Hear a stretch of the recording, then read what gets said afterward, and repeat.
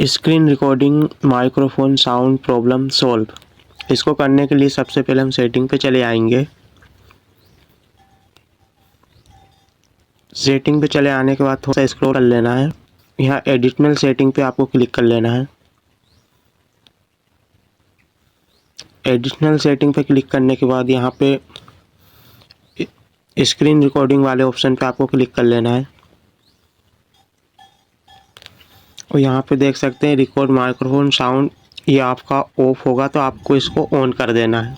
अगर ये इन्फॉर्मेशन अच्छी लगी हो तो वीडियो को लाइक और चैनल को सब्सक्राइब करना ना भूलें।